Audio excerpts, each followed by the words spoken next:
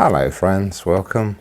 I hope you're well today. Well, many of us have suffered in life or are suffering in life, and we have to do our best on that. So I can just make that a little bit brighter. Yeah, so we're suffering in life. I'm just going to start my clock because I only have to upload this directly. I only have like 14 minutes of video I can make, and then it starts making a separate file and you have to edit it. What I want to talk to you about today, many of you are suffering and you have challenges in life. Either you've had them in the past and overcome them, or they're going to come in the future maybe sometime for some of us, and others are going through it right now. And doing the Reiki healing on YouTube, and that really helps people with their stress and anxiety.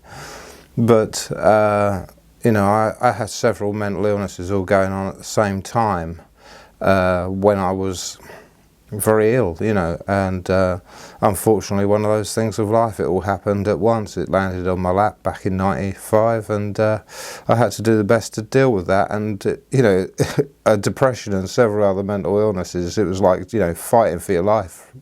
And they're like little demons of your own mind. Mental illnesses, they plague and trouble you. And it took me several years before I could start to heal from that. It was 2008 before I really started healing, 13 years later. And all that time I'd been living in a homeless hostel, which wasn't the best and most secure situation. But I've put all my demons to rest, all my mental illnesses to rest. I get the odd little one sort of flare up just once in a while, but I've saved myself, and that's it. And what I just wanted to read to you, just a quick quote from Buddha. And this is a man that went out and learnt the meaning of life and the best way to live life. I don't agree with everything he's saying, because he didn't believe in an afterlife, or he believed in direct reincarnation and stuff like that. Come from a Buddhist background, and to me that people can reincarnate from the spirit realm back here if they're evolved enough and worthy of it. So all reincarnated beings have to be worthy of coming to a new life and carefully matched with it and everything. So I just wanted to read this quote, because this is what the video is about today, saving ourselves. And this is Buddha. So, no one can save us but ourselves. No one can and no one may. We must walk the path alone. So there's great truth in that. I don't completely agree with every past that, and you see these messages, you're in control of saving yourself, nobody else can. And it's not strictly true in a few cases, is it? Because you could be, wrongly imprisoned in a country for a crime you didn't commit, and you can't save yourself from that. Or you're in a situation, you're a hostage of some sort. So certain things you can't escape, and you can't run away from, or you can't change. So there's certain people that can't escape what they're going through. But when I had all those mental illnesses, I learnt, everybody has to save themselves, because nobody else can save us, can they? They can't live our lives for us. They can't do anything about what we're really suffering inside our minds or bodies, the agonizing pains of mental illness and trauma and different things that we have. So, we just got to do our best. But it's about changing your way of life if you want to save yourself, because there's a problem there. And quite often it's not on the surface, the problem, it's festering away deep inside. Now, mental health care can help to suppress some of these mental illnesses we might suffer, or trauma or anxiety. But really, the truth is about medication. It's mostly designed to suppress a mental illness, to get it under an amount of control where it's not so prevalent in our minds. And that means it's still there. It doesn't cure it, so it's still festering away inside of our minds. So we have to set ourselves free, and medication has its part to play.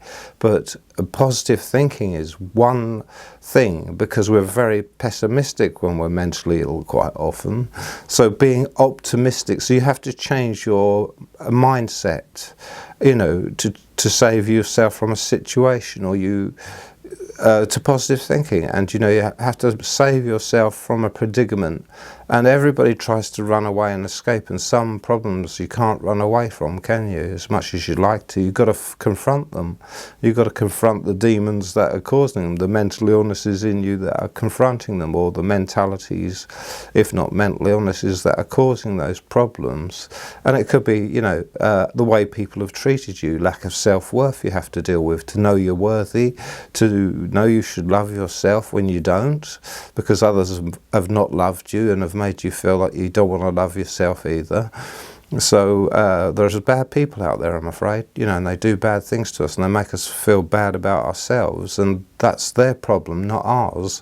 They shouldn't be like that to us, and we've got to save ourselves from these sort of people. Or, you know, you're getting violently treated by a partner. You know, you've got to get up and you've got to pack up and you've got to move out and leave that negativity behind, because that person doesn't respect you, you know, and doesn't have any respect for you, and very domineering people they quite often are, you know, and they're different things that are problems with them, and you know, they can be you know, psychopaths, or you know, narcissists. There's all sorts of different people that will try and manipulate others to their own advantage and treat them badly, and even be very incredibly violent with them. And you know, you're taking all that negativity on of that person onto yourself all the time, and you've got to set yourself free. So if you're so insecure about leaving that you don't, then you're leaving yourself in the trap and not saving yourself, or whatever your mindset is. It could be anxiety. You're not escaping it, because you can't escape it. You've got to change something in your life to really be free of that thing. And you know, you need to think about what is causing this as best you can. You may know or you may not know what it is, but it is about changing your mind, reprogramming your mind, your attitude towards life to save yourself. And nobody said it's going to be easy, and life isn't easy, and it won't be easy to do, but you can get control, because our mind is like this. Our conscious mind is like a big massive computer, and basically computers are modelled on the mind, and the subconscious mind, which has greatly got much of the mental illness in it quite often, is like loads of mini computers. So the little computers of our subconscious are communicating all their mental illnesses, unhappiness, whatever it is, to our mainframe computer, our conscious mind. And this is why they say reprogram the mind, because your subconscious, until you get control of it and tell it, doesn't know it's not meant to be in control.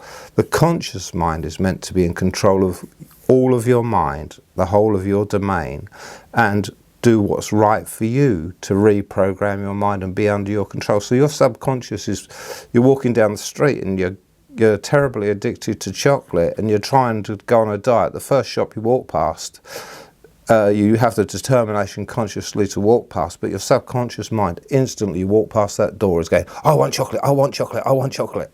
And it overpowers you, and it walks in that shop and it buys a load of chocolate and eats it. And that was all by being controlled by your subconscious mind, taking control, having enough influence and control over your conscious mind. So reprogramming is about recognizing these parts of the subconscious and telling it who's boss. You are the conscious mind, not the subconscious. So your subconscious mind can rule your life. And you have got to go out there. When they're active, when these things are inactive, you can't really put them to rights. But when you have a problem that's happening, you've got to find out where that bit of the mind is, what sort of thing it is there for, and it's become obscured, you know, or deranged maybe, or suffering in some way where it's impaired. And you've got to go out there and forcibly cleanse it and reprogram it into telling it you're the boss, and it's got to go back to sleep and not trouble you with that. So it's asserting yourself over your subconscious mind to regain control over your domain. And you know, subconscious is a great tool to us, but can be also not under our control, can become a great problem to us. And with many systems like Reiki and that use, we don't heal just the symptoms of a person, because they're just secondary to the real deeper issue inside a person quite often. So you're healing depression, but the real cause is, oh, I lost my you know, my mother 20 years ago in a fatal car crash, and it's that trauma still causing your depression. So the depression is a secondary symptom. The real cause is, you know, the loss of your mother, for instance. And, you know, so that's where you've got to, you know, heal. As a healer, you're healing the cause, not the symptoms, and then it passes on to heal the symptoms. So, you know, you've got to search your soul and search your heart for the truth. What is my problem? What is causing my problem? Why do I feel like this? And see if you can find the root cause. And it's like a festering thing inside you, causing all these secondary mental illnesses or feelings, anxiety, whatever it is. So you've got to go there, and, you know, you've got to help the surface symptoms that you're suffering as much as you can, and change your way of life and your situation of life sometimes to be free of that. But you've got to go deeper into your mind in meditation and things like this when it's active, when you've got the problem, and try to find out the root cause of your problem, because quite often it's something that's totally incensed by something that's happened to you, could be 20, 40 years ago, and it's just coming out in depression now. So it could be childhood abuse, it could be anything, you know, anything that's surfaced and giving you depression in the present time, even all those years later. So you've got to go to the root cause, cure the problem. That's where the problem is. And you have to help some of the surface mental illnesses or mentalities first sometimes before you can get to the root cause. But one step at a time, you can assert your conscious mind's control over your subconscious to regain control of it and put it into the order you want it to be in, because it doesn't know it's meant to be in any order until you tell it so. So go out there, tell it so. Now, I'm going to make a recommendation to you. If you've got Netflix, watch Heal. The body's ability, the mind's ability to heal itself. And it is on YouTube. I mean, it's a Netflix thing, but you can look it up, Heal, on YouTube, how to heal the body and the mind. So I recommend watching that, and that will help you understand much deeply how to help yourself. It really will. Anyway, friends, I'm going to leave it at that.